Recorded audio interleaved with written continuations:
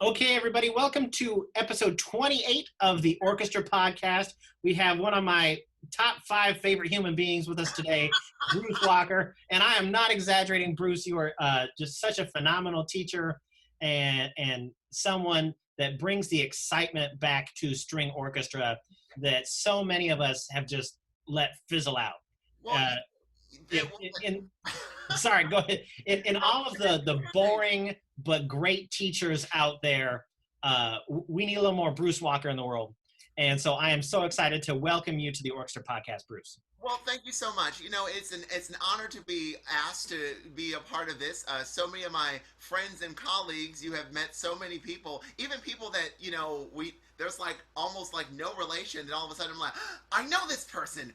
I went to school with their parents. Like there's like so many cool things that's going on. So I thank you so much, Nathan. I really appreciate being a part of your project, and I think it's absolutely wonderful. And also, I'm a big fan of your of PAHS. Go Port Angeles. You guys, you have a monolithic program, and those kiddos are some of the best kiddos in Washington State. Well, I think the people watching this podcast probably don't know the day that they announced school will be closing. I was having dinner with my predecessor, Ron Jones, Ron Jones. and we were sitting in his living room talking about, well, what the heck are we going to do if they, close school for the rest of the year? He and I just sitting there. We'd had dinner. We were sharing some beverages, and then it's like 9 at night or 9 or 10, and my phone starts buzzing and it says Bruce Walker, and I got to answer the phone because it's Bruce Walker, and we got you on the phone with me, Ron, and you, Yeah. and you were talking to us about switching to online cello lessons, and hey, would teachers want this, cello lessons for kids, or you were Right. asking us, just Right. about this whole like transition to the digital studio. Right. And through that conversation gave me the idea of, well, Bruce is one of my favorite people in classical music, and I have other people that I really admire that would give me an hour of their time if I really asked nice and they were available. Why don't we put together a podcast, and even if the kids don't have any time to practice or play or read anything, they can watch one of these videos with one of the greatest teachers out there, and that's how the podcast was born, Right. Oh, because of that conversation. I think I remember that because I remember trying to come up with a solution because I knew that I just came back from the ASTA conference. My next duty in the next in less than 30 days is that I'll be the new president of Washington State ASTA, and I started thinking about a whole bunch of things that we can do, and then all of a sudden this stuff started to come through, so my brain started going to overdrive because I knew that students would be at home. I wouldn't be able to see my kiddos, and I have a Mhm. fairly large cello studio of about 17 students. So, I mean, teaching online was going to have to be the reality. And then how can I do something so that teachers or music teachers would have something to use in regards to content, or how I can connect with students this way? And we were just bouncing things back and forth. And I mean, Ron Jones is just like this fountain of knowledge. And then, of course, Nathan, I've always enjoyed being around you and talking with you. You're so passionate, and I love your ideas and his zeal for energy. It's infectious, and I just want like 4 servings, like barbecue. And you already know barbecue is one of my favorite things in the entire world. Well, we We still won't got to make make this brisket podcast. sometime. We were talking about brisket the last time we were talking. We won't make this podcast about barbecue because Oh, that would oh, be too long. well, I don't like a too vinegary sauce, and we can leave it at that. That's okay. We'll leave the Carolinas alone.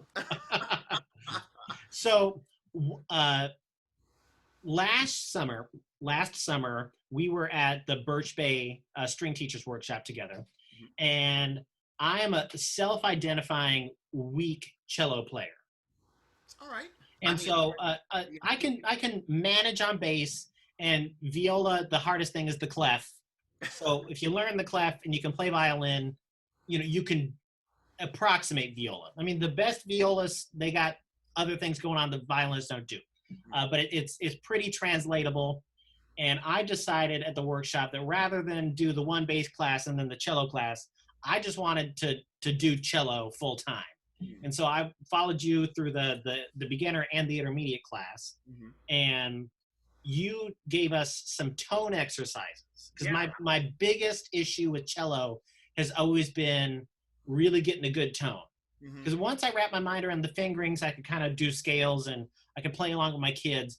Of But course. getting the bow to contact the string in when you're in this vertical Uh-huh. alignment as opposed to this, and even bass in a seated position, you're kind of more uh, The weight of movement horizontal shifts. than with cello. Cello is a little bit more vertical depending on what shape you are.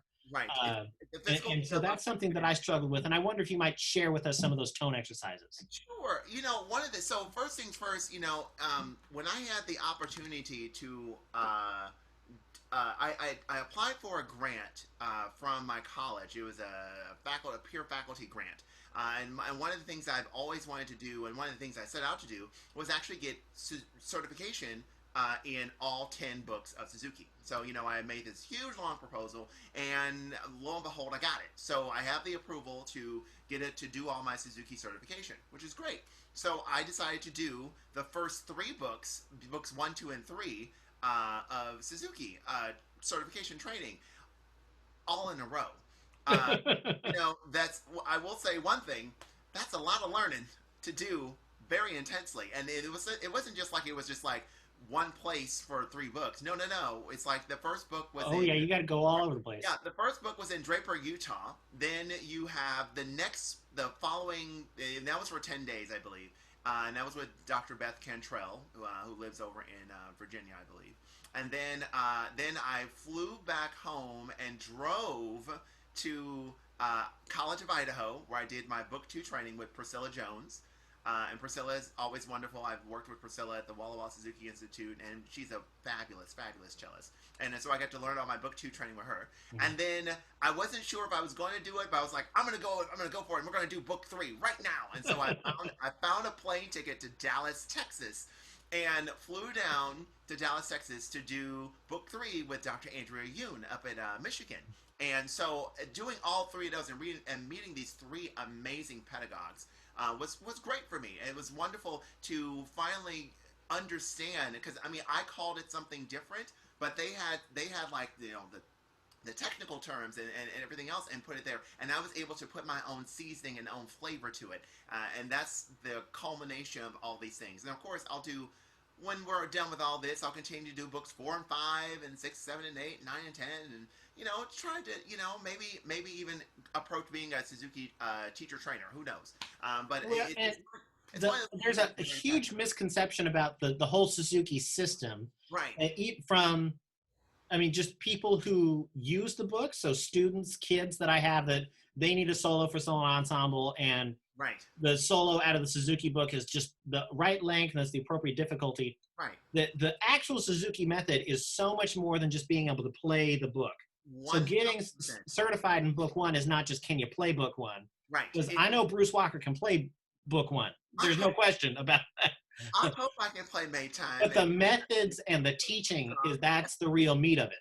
Right. The thing is with the Suzuki method, it's really more about the Suzuki triangle and really having this whole. And I know that we're going off on this. That's fine.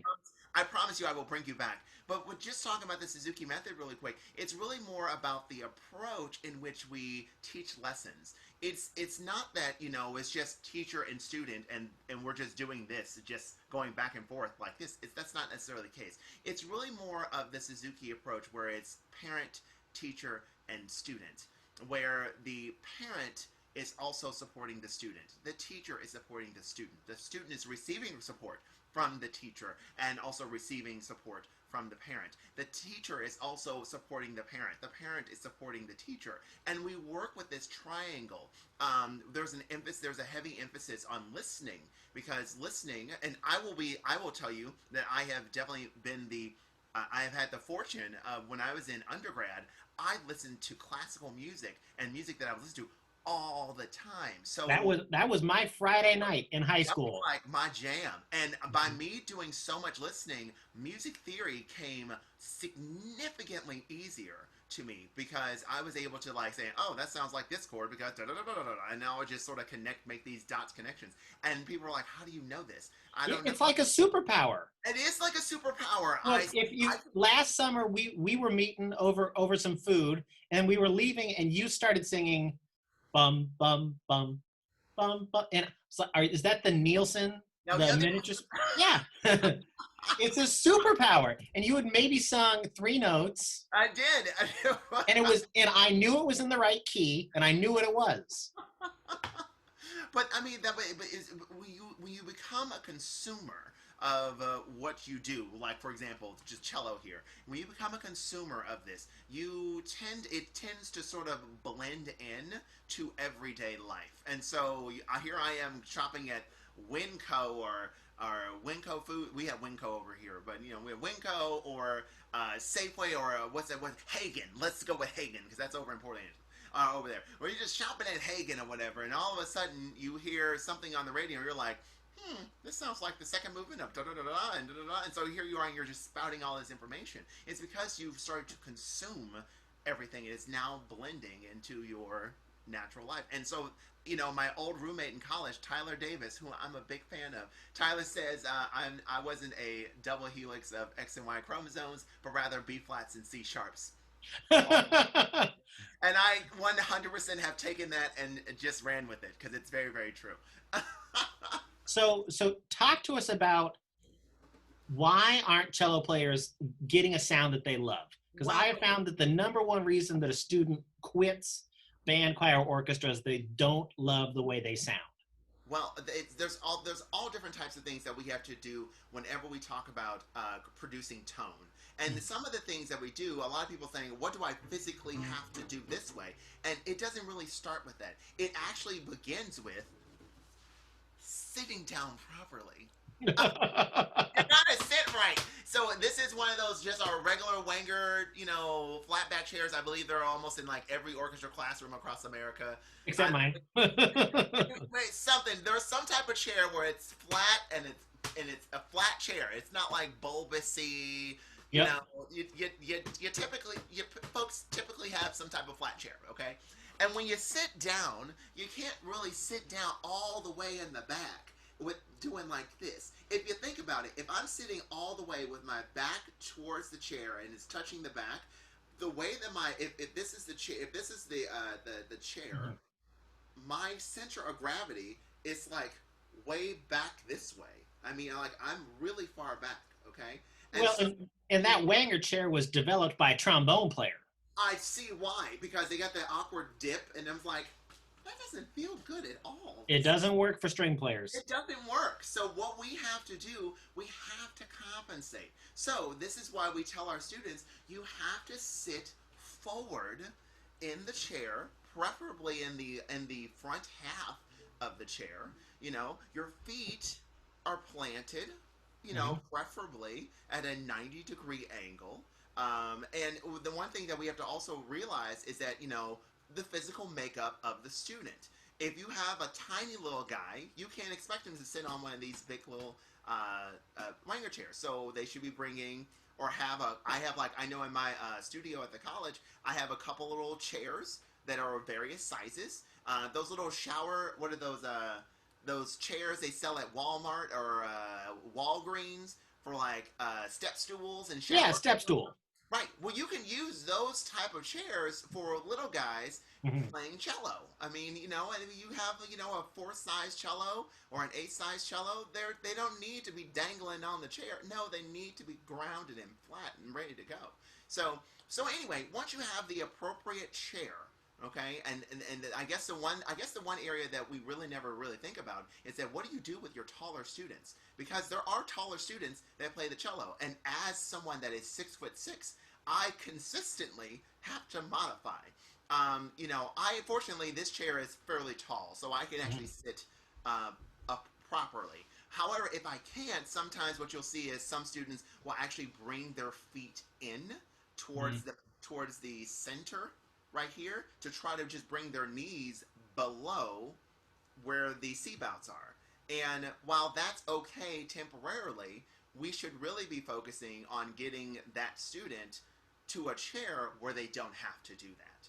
Well, So, if anybody from Wanger sees this podcast, uh, right. have have you ever played at Schnitzer down in Portland? Uh-uh. I They haven't. got these crazy chairs, and I Uh, looked. They're from Austria, oh, and the front and back legs are independently adjustable, oh, wow. and you can move the back of the chair forward. Oh, whoa. So you can That's angle the helpful. seat down and the Yeah, back forward so that you can have the back of the chair supporting your back. correct. Right. And that's really important. I mean, so first thing first, when you're trying to talk about tone, it's not really one of these things. It's really more of, can we be centering, have that center of gravity in there first? So first things first, have a good chair. Make sure you check your chair. If you need to take two chairs and stack them on top of each I've other, seen it. do Yep. it. Be unapologetic about it. Especially if you're a tall person, you have to be the one to take charge and say, I need a taller chair. Period. And just say, this is the way it is. I'm going to put it right here, clunk down, and sit and look happy. And everybody else will be like, why you got two chairs? Why don't you? Oh, wait, you're not like me. And just own it because that's just the way it is. We have to, I mean, your comfort and your physicality of playing the cello needs to be there. You should not have to work Mhm. to play this instrument. And that's the one thing. And so that's step one. It's Yeah. being really relaxed and having a good posture and good seating. That's number one. Physicals, okay? Mhm. The second thing is really more looking at the bow hold, okay? And one of the things I love about the bow hold, first off, I have to give Brian Wharton and the Wharton. Brian Wharton is the one that physically told me about it, but I know that I've heard this before, and it actually came from his dad, Bill Wharton. But the great thing is bow grip flex tape. So there is this thing they probably sell at like grocery stores or like AutoZone places where they like have like this like flex tape. It's like paint. It's like plumbers goo tape or something. But Or it's like just surgical tubing or something like right, that. right, right. Circle. You can do circle tubing or like his like bow grip flex tape. I got a picture of it that Brian Wharton showed me at Birch Bay. But basically, it's this grip where I can put it around here, and it actually gives me a lovely reference point where I know where to put my bow, and I know where to put my thumb on my bow. So this way, I can actually use it. Okay, Well, and and that's the when I'm teaching kids how to hold the bow, when I say you put your thumb between the frog and the wrapping, they're all like, "Well, then why is the wrapping over there when I'm going to put my thumb right on the wood?" yeah. See, here's the deal. If you try to this is what I've noticed, and not to say that you have to have this. That's not the case. People have not had this for years, so this is not it. But I enjoy it because I enjoy not having that awkward That little. little thing on your you've been playing for an hour, and it looks like a chunk of your thumb came Right, it's with like, it. wow, there goes a chunk of my thumb. Well, I guess I didn't eat that. Just bite it right on off. So I like it there because what I'm able to do is that I'm able to put that there, and it's just a little bit more relaxed, and I find that I am actually playing less tense, and Yeah. it's a good way to check in to make sure that I'm not doing like a banana thumb. I'm not doing something like this. Ooh, no bananas. No bananas. I mean, Only like coat hangers. look at this. That looks like one half of a banana peel on Mario Kart. Okay, like seriously. Right? I'm just gonna go out of control. Okay, so we Uh-huh. don't want that. Okay, we definitely want to make sure that we have our thumb. And one of the things that a lot of the textbooks say that your thumb must be bent and you can only do this. And they make very definitive suggestions. They make very But everybody's hand is a different shape. right. Everybody's hand is a different shape, and what we have to realize is that flexibility. We don't see the word flexibility in a lot of the books, and so I'm assuming I like to think that all teachers are saying this is that with flexibility, that is where you're going to get a great bow hold. Mhm. Because if you try to prescribe to only one way of doing it, you're going to have that one student that's not going to be able to do it that way. And then all of a sudden you're like, I could either just ignore you and pay attention to the other 99 students, or I can try to figure out what bow hold works best for you and also teach these 99 other students. Whichever the way they is, you have some choices to make. And I'm going to just assume that all teachers would do this because I believe in the good of people doing the good thing, rather than making kids suffer and then eventually losing interest, and we definitely don't want to do that. So anyway, so that's what I do there. So I have like my bow hold. So I have my thumb right there, and we'll get into we'll get into some we'll get into some exercises later. But I wanted to make sure that we got the bow hold there. So my thumb's there, my fingers laying down right there. I got my two fingers basically in the water. I have a little coda bow, so I just right there, and then my pinky goes right there. So I have a good connection with my bow, and I always check it because I'm always able to hold my bow. So I hold my bow, and then I just sort of do like a Oh little yeah.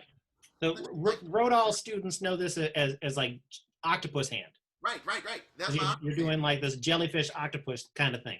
Right. So that means if I was to do this and I would come You down, you do your spiders. right. And that's something that violinists, y'all do all the time. That going up. I mean, as a cellist, I can do it going this way. But But going the other way. oh, it's like, look, I'm going to embarrass myself. Like, ding, ding, ding. That's great. But this way, oh, I feel so geriatric. I feel so old. I mean, I kind of got it. I'm only halfway through. Why is it so hard? Oh, this is so awkward. We don't practice this often. I almost got it. I'm gonna drop it. Maybe not. I don't know. Oh, hold on. I'm almost there. You I, got it. I almost got it. Oh God. Now I have to get over the hump. Oh, oh, I did it. Now I have video evidence that I can actually do it. I need Uh-huh. to send this to like all three of my Suzuki cello mentors and be like, look, I can do it. Ha! The point is that we have that there, and that's how we have that. So our fingers are laying down because this is going to be one of the most important things on really getting that really nice hot dog water sound. Pause. What do I mean by hot dog water? Yes, because I'm still not clear on it. I've heard it three Oh, times. okay. Now, hot dog water. The words that I could use instead of hot dog water are resonance, um, tone, tone, steamy tone circles. Um, uh, uh, Now, I think I might have figured it out at one point as I was thinking about it. It so was you had called me late one night, and I was thinking about hot dog water again. Uh, is it like when there's like an outdoor pool, above ground pool, and you okay, slap the side of it and you get that? Is that okay. what you're talking about? You can use that. That works. That works too. Here's what I mean by hot dog water. Okay, and I'm just Okay. going to go back in a little bit of my history as a kid. So I loved hot dogs. I kind of still would. Okay, so I've even purchased the most expensive hot dog from Costco for $105.50 because I thought you had to have a Costco membership to get a hot dog. So I bought a Costco membership, walked around Costco, said, I don't want to buy anything today. I just want a hot dog. And they just had for $1.50. So that was a lesson that I learned in 2008. And I'm okay with this. Anyway, the point is that hot dogs are amazing, and so when you look at boiling water, or you look at the resonance of hot dogs, you see like this extra little steam that just comes out and does this, Oh, right? okay, See okay, that right okay. there, right? So when you're playing and you are able to, and you hear Oh, that, that's the steam. that's the steam that comes. Oh, I got it now.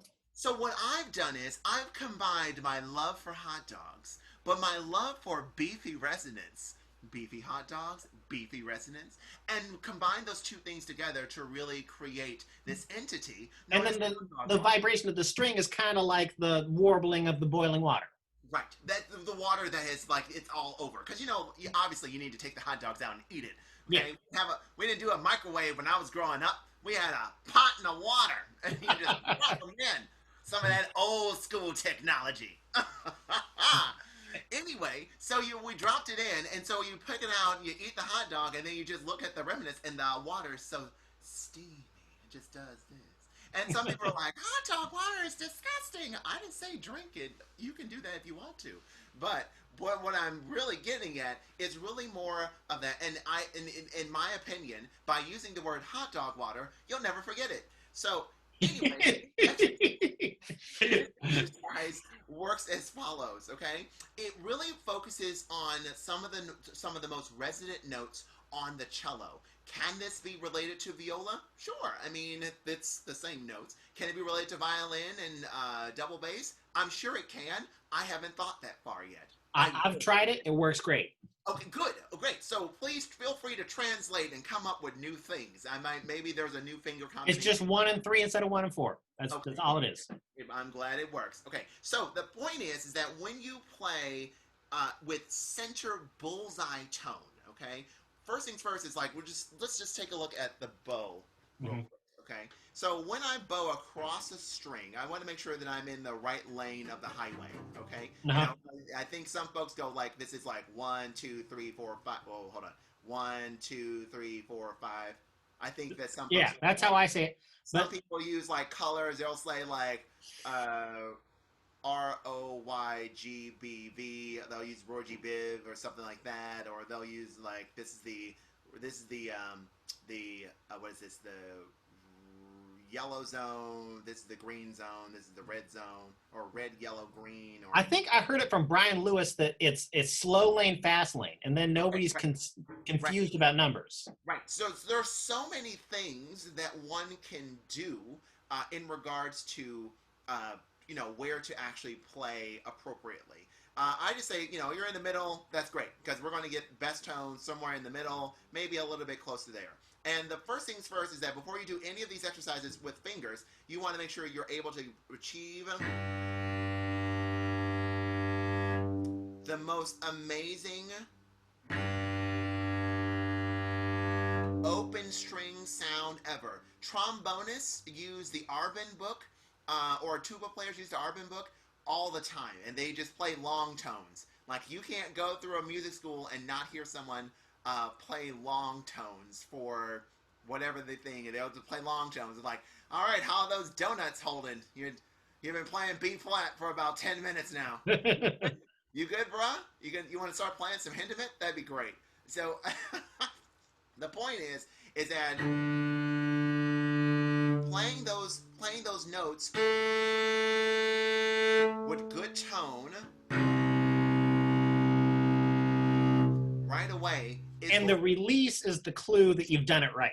Right, because the release is what you need to listen for, because that's going to give you the aha. It's correct. So let's say, for example, this is the finger combination. It's really, I'll do it in 2 sections. Section 1 will be your first position fingers, and the section 2 will be your 4th position fingers. Mm-hmm. We're going to go up one way, and then we're going to shift up, and then go down, and then shift back to where we were. And then you can repeat the cycle over and over and over again. But you really only have to do it like once or twice. Okay? So the first thing is that we want to make sure that we have a great, good, solid left arm foundation. You have to realize we're not doing this. We don't got any pizza boxes. We don't have any chicken wings. They're great to eat, by the way. My favorite junk food. I really think that chicken wings should be its own food group. That's my opinion, though, because chicken wings are so amazing. It doesn't matter what flavor, hot wings, whatever. Listen, I'll just eat chicken wings all day long. But you want to make sure that you don't actually have a chicken wing while playing. That just looks really awkward. So you want to make sure that we have a nice, good foundation. And that's wings and flats, right? Right, thank you. You don't want no wings or flats. Flats. I mean, and everybody know that you want the drumstick. Ah, it looks like a drumstick. It's like, no. It's a drumstick. Everybody know you want those drumsticks. But some people like the wings, some people like the flats. I want that drumstick. Let's get that going. Anyway, so the first note that you need to play is the low D. And I've always said, or at least in my opinion, that first finger on any string instrument is going to be one of the hardest notes to play. Mm-hmm. Because it is all about accuracy. You can play open C, and if you play your first finger wrong, oh my gosh, destruction. Oh my gosh, destruction. However, I spend half my time with cellos just making sure first finger's right. Your first finger is the. And there's no shame. It's just something we got to do. It's just something you got to do. And so when you can find your note, whatever it is, I wish you could. I don't know if you can see this on the camera. The D string. Can you see my D string vibrate? No, but we've I don't talked about it with the kids. They know Okay. if you play Right. that low D, look at the D string will vibrate. Right. And so what we're looking for. Oh, I can see it. Yes. Oh, there it is. Oh, yeah. That's it. Oh, yeah. It's right there. That right. You See can it right see there. it. Let's see if I can put some rosin on there. Maybe I can. Can I It'll check? go. That's lame. But okay. Oh, well, maybe you can't see it. Okay, hold on. Oh, wow. Oh yeah. Okay, so anyway, the thing is that my D string is like. It looks like a goat going. I mean, that's what it looks like. So, because of that, now I know that my first finger is now in the center bullseye spot of the tone that I need. And I always have my kids shoot for that tone. I don't care if you're playing soft. I don't care if you're playing destruction. You need to make sure that your tone is zeroed in and adjust if necessary. Even soft music deserves to be rich, full, like Godiva chocolate. Or no, let's go even better than Godiva, because in the Godiva factory in San Francisco is amazing, or the Ghirardelli factory in San Francisco is amazing. But we can go to like some of that real fancy chocolatier French chocolate, made in those copper pots. You know what I'm saying? Oh yeah. We want some of that stuff. So anyway, we want some of that rich tone, right? So the exercise goes like this. So as first finger, if I can stop my bow just right there, no matter where I am, And you and still get that hot dog water. you get the hot dog water. You hear that? Yep. No matter what I do, that means that I've got good tone. Mhm. Okay? And that's step one. Well, really, step one is sitting down. But Yeah. I'm sure like 2 or 3 Kept or something. 1 point something. I lost count. So anyway, you do that. The next one is fourth finger, F natural. And even with fourth finger, Oh, there it is. there it is. You can sort of hear the overtones that happen there. I've always found, even when I do this exercise myself, fourth finger on the C string tends to be the weakest out of all of the notes that I play on my cello. Just because. Well, it's the thickest string and the least amount of meat on a finger. Exactly, and so I'm feeling like it's a small disadvantage. My poor pinky, it just wants to play right, but it can't. But when I cross over,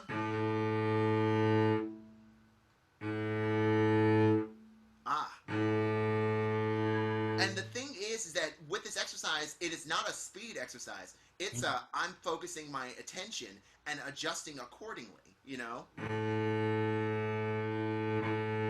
Oh yeah. Oh yeah. Ooh, excuse me. Oh no, no wonder. Yeah. Ooh, good. Now fourth finger is going to be great because I'm on the G string now. Oh, yeah. That's like in your face. Ooh. Crossover E natural.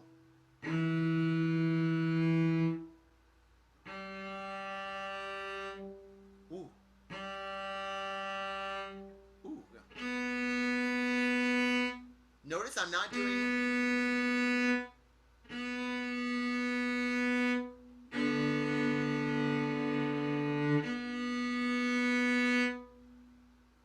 There it is.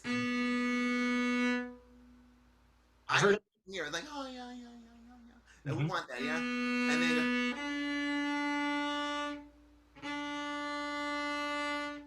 That's good. And then I end with C natural.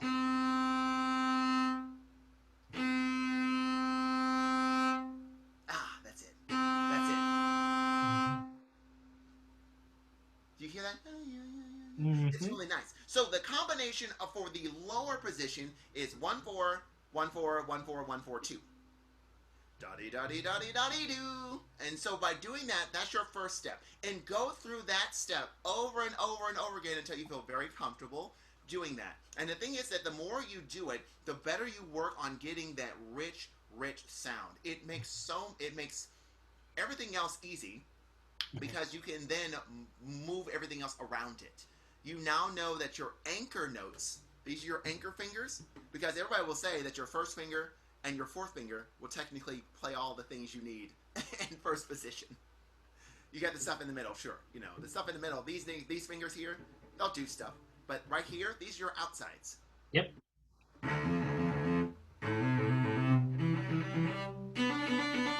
That sort of creates the shape that you need. It creates the elephant. You know, this is your trunk. This is your four legs right here. One leg, one, two, three, and then your thumb makes four. So you have the elephant, and then we would do extensions. Use the trunk, come back, And and extending back, not out. right.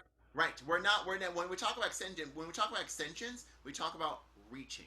We don't talk about like Correct. Like, stretching. We yeah, don't you don't want want to hurt yourself. you're not a Stretch Armstrong. This is great. Okay, don't do that.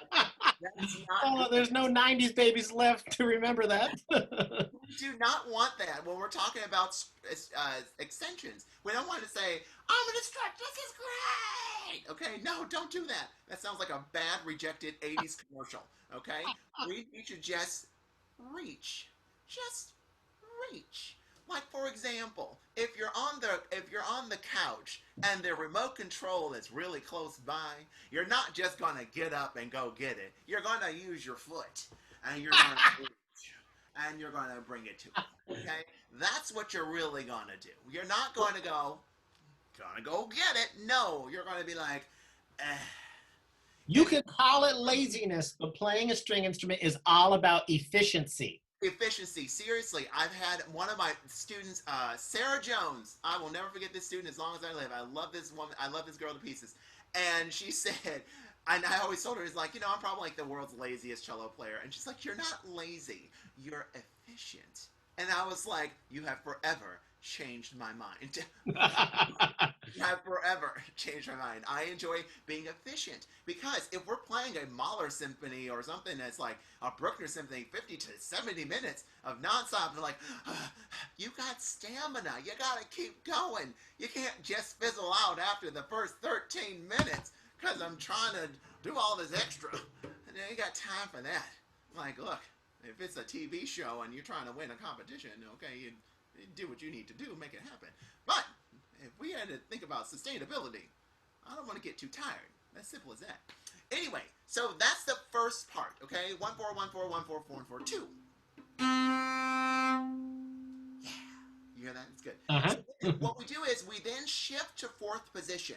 So, and we're listening for that perfect fifth. The C to G. And we're keeping that frame as we move. It's not, Right. fourth finger isn't just fishing out in the middle of, Lake Winnipesaukee. You take the whole hand with you.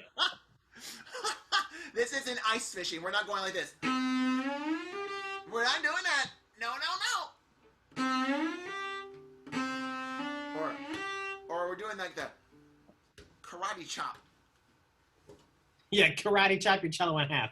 Yes, I mean, listen. I will tell you, growing up, my first like major cello lesson was my first day of college. Okay, so I mean, I learned starting in seventh grade is when I played the cello, and then I went throughout middle school and high school with no cello lessons. It was just more of what's this person doing? Okay, I can do that too. I think, and I'm just like doing whatever. But musically speaking, I was like this running bathtub with no off switch. I mean, it was just on a verge of obnoxious, probably. But I mean, granted, college, I got a knob to turn things off and on when necessary. But before that, it was just like blah blah blah Mozart. Like I didn't know what to do, and it's just like constantly hemorrhaging of notes and music all the time, which I guess has served me very well in my life, I suppose. So. I'm going to pay acknowledgement to my orchestra teacher, Mary White, and Marianne Layton, and Julie Miller, St. Louis, Missouri. I love you so much because they really did develop all of this and sort of put it into some type of package and shipped me off to a university where then at the university we sculpted all of this energy. and now I still use that same energy. But the point is that I would just to know where fourth position was. I would always karate chop my cello. In concerts, you would hear my cuffs going all the time. It did not fail. I mean, even when we were doing myself and Cindy Molnick, who is in St. Louis as well. We were playing the ensemble, and you hear the and you hear bomb beam bomb. I mean, you just couldn't hear. You had to hear. I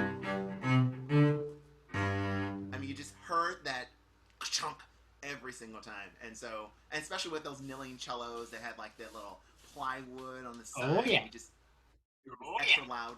Anyway, don't karate chop your cello. Move the entire system, and sort of think about your thumb as like air brakes on like on a truck or something, and like just like and just get you right to your position that you need. Because when you shift, you're shifting down to that little nook right there, yeah? So we just sort of shift down, and we go from this C to G. And we're using that same concept that we learned before with the...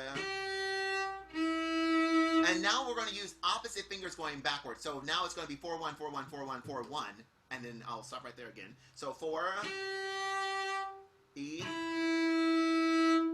and you want to listen. Even if I was to stop my bow and play E, I should be able to hear the overtones of that E natural inside the instrument. Okay, and you're really listening for that. If you hear like and it just falls dead, that means that you're not necessarily in the center of the pitch, or you're not playing with the best tone you can possibly be playing with. You can always always a way to figure out how to fix your tone. Okay, so going to G. Ooh, yeah, yeah.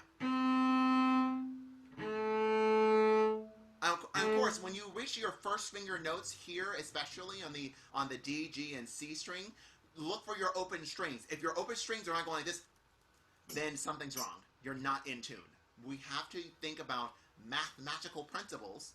Math works. 2 plus 2 is 4. I mean, there's nothing else to it. So, using math.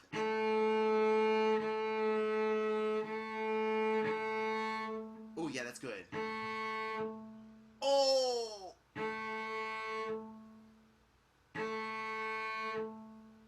There it is. There it is. F natural can be kind of tricky on cellos. Now, because F natural, this is the wolf zone. Okay, so all cellos are going to react differently to this zone. So if you get like a in this zone right here, that's because you have a wolf on your cello. That's not necessarily it's something that's there.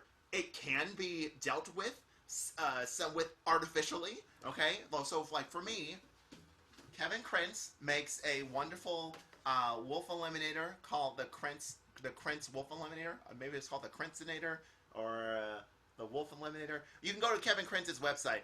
This little doohickey right here is about like 140, 150 bucks or whatever. But honestly, truly, saved me about $2,000 worth of work that I would have had to have done on my cello. Because I have a really bad wolf on my cello on open D. Some days it works, some days it doesn't. Maybe it's okay. But I just turned off my wolf eliminator. I put it in the off position over there. So when I play that same exercise...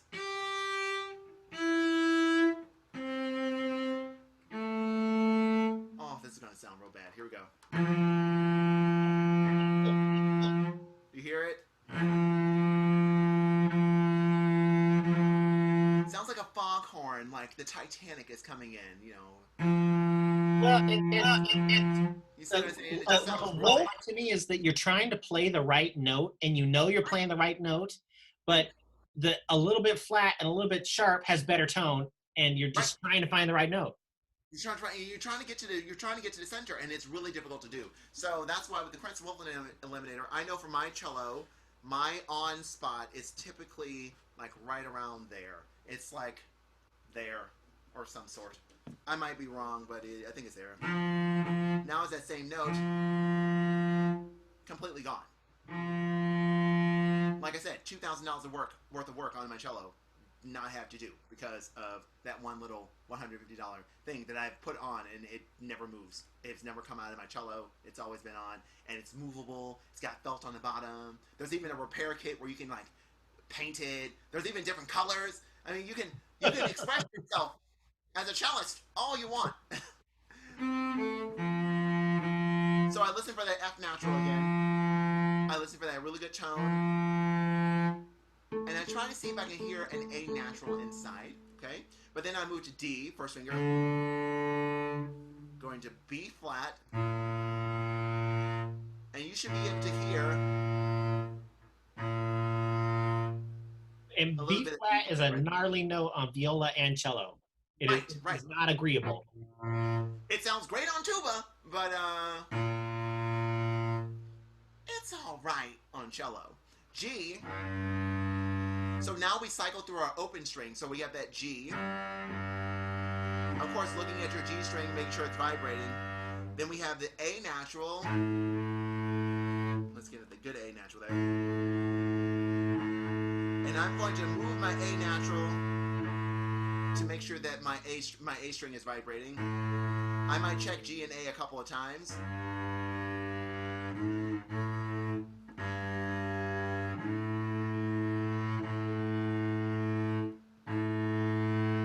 Oh yeah. And then we do the best part is the slide down.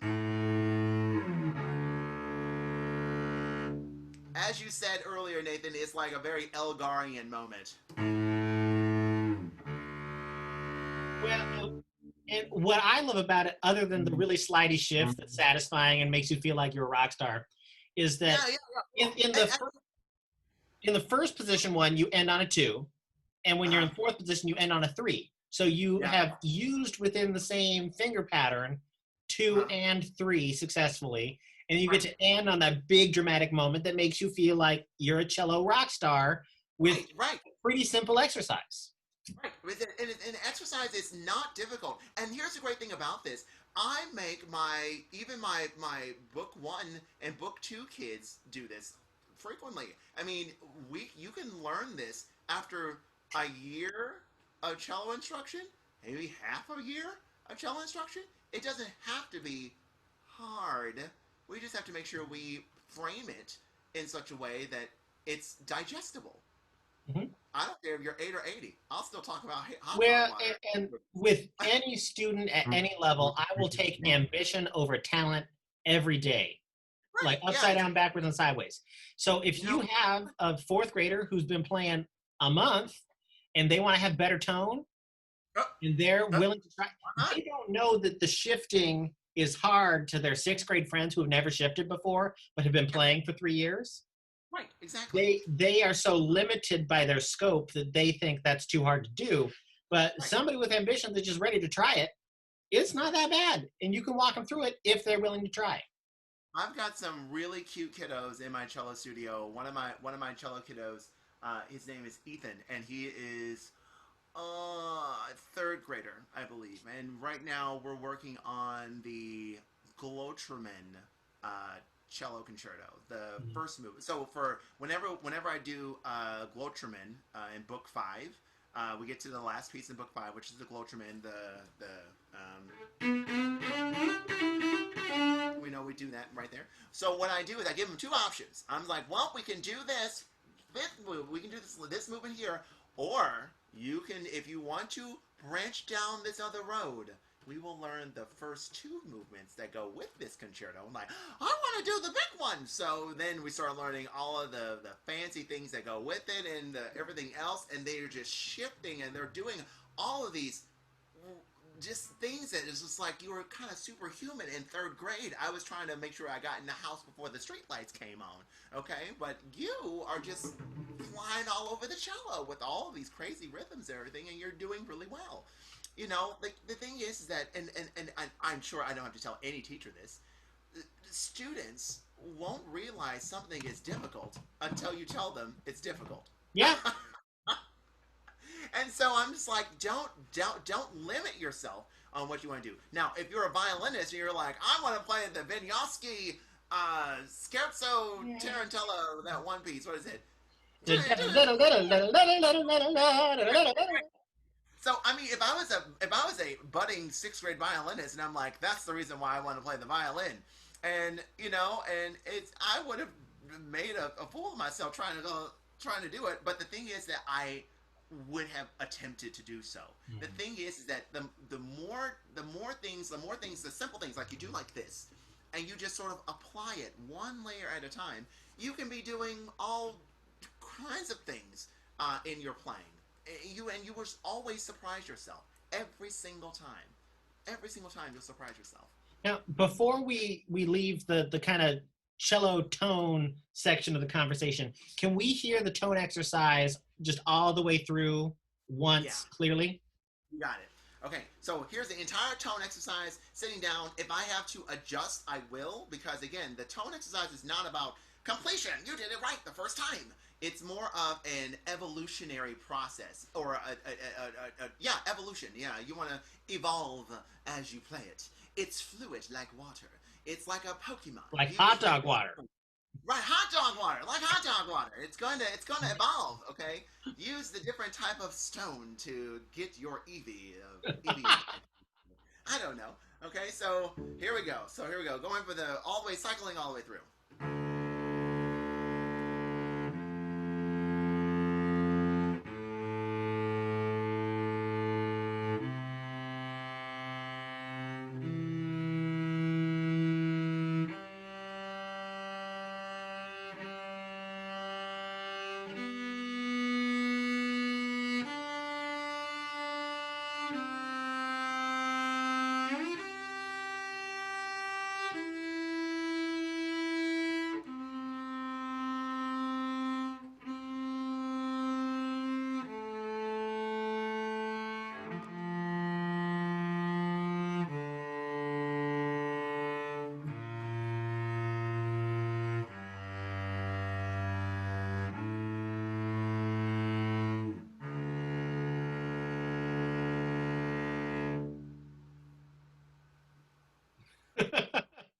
And I think if kids can learn to do that, they can learn to love their sound. Right, Because and cello is hard. It is hard. and the reason why cello is labeled hard is because that we're asked. I mean, and this is just my opinion. I think the cello is easier than violin. All no tea, no shade, all tea. All tea, no shade is that I think, and the reason why I say this is because I'm doing something that I'm using gravity to my advantage. I'm Mm. just going down bow. Gravity. Gravity goes down at 9.8 meters per second squared. Okay, just okay, and so going down bow is very natural. I'm pretty sure on violin, down bow, you find that gravity and you sink into the string and you pull. You have some of those same things. The bow is on the string. The bow and string are dead.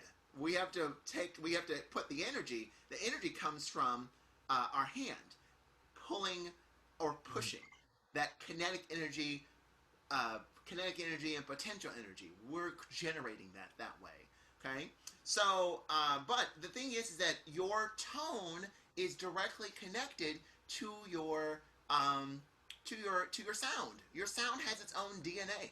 And so, no matter, regardless of the instrument, I don't care if you have a $300 special from Amazon. I mean, granted, we need to do some modifications if it's one of those. But regardless of the instrument itself, we can try to make an attempt to make the best tone possible.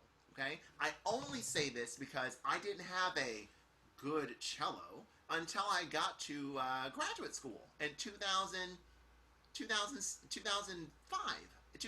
when when I started my master's degree at Central. I mean the cellos that I owned, well, the cello that I owned was a toothpick box, so that wasn't all that great.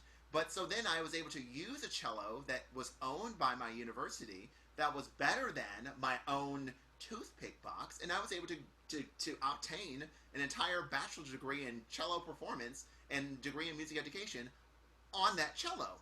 That cello was not the best cello in the world, but I was able to play the Schumann cello concerto somewhat successfully on it and do a good job. I got a degree. So then I went to Ellensburg and I used this cello that was owned by CWU because I had my toothpick box, but at the level that I was playing, I had to have an instrument that would be comparable. Played on that, and then fortunately, I did a recital that January of coming to grad school, which was already pretty awkward because not too many graduate students choose to do a recital Mhm. after only studying for 1 quarter of instruction. But I had like all this repertoire. I was like, I'm ready to go now. And I also wanted to keep on the tip of doing a recital every year, which I've somewhat being an adult somewhat has slowed that down a little bit, but I've somewhat done that so far. And did a cello recital in 2006. I recorded it and I sent it off to the Carlson Cello Foundation in Bellevue. I think a lot of folks know what the Carlson Foundation is in here, and that's when I found Manfred. I was able to I won or whatever, and was able to go pick out a cello, and I used that cello for a good chunk of time, for almost 6 years, doing lots of things, going over to the Middle East and teaching in Jordan, Iraq, Syria, Lebanon, doing all these things that I've been able to do, teaching cello lessons in Eastern Washington. I was able to do a lot of things with that instrument, and eventually I gave the instrument back to the Carlson Foundation and purchased this one from Hammond Ashley, which ironically is the same maker of the other cello that I had. So this is a Norner Hornsteiner made in 1920. And the other one was a Norner Hornsteiner cello made in 1880.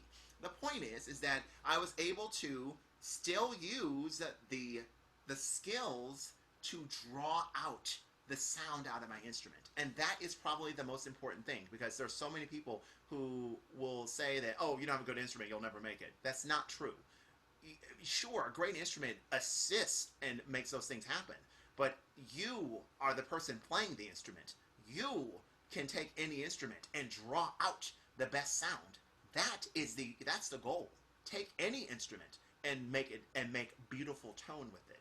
Don't just because I have an instrument that costs Well, $1,000, $100,000. and having Oh, been the recipient of that kind of feedback by a violin teacher that we both know, that is notorious for giving inconsistent feedback, told me, 'cause I was playing the Korngold. I forget whether it was a master class or competition, and said, "I love your vibrato. You're very in tune, but the quality of your instrument is holding you back." And I grew up in a broken home, and I was glad to have food on the table and a roof over my head, and to right. be involved in things I was involved in. Yeah. So the guilt that she put on me that my instrument wasn't good enough uh, kind of held me back from trying as hard as I could to make the me tone better, Me tone. because I I just like that. That's accepted that it was the violin's fault. right. And I think that really is something that we as teachers really need to get across to our students, is that the me tone is the tone that I need to search for. I need the Bruce Walker tone. I need the tone that whenever I pick up any instrument, regardless of quality, I'm able to find the best sound on that instrument, regardless of the quality. And I think that me tone is what we need. I like that, Nathan. Let's put that down. Copyright, Nathan. Me tone. Well, even in like the nicest high school in the bougie Bellevue or wherever, you're not going to bring your $10,000-$20,000 cello to and from school unless mama picks you up every day. You're going to use the school cello that, best case scenario is an Eastman that was set up by Hammond Ashley or something like that. It's not as good as the big fancy cello you have. And there are going to be lots of kids that the cello at school is the best cello they're ever going to play. And so we got to focus on, no matter the instrument, every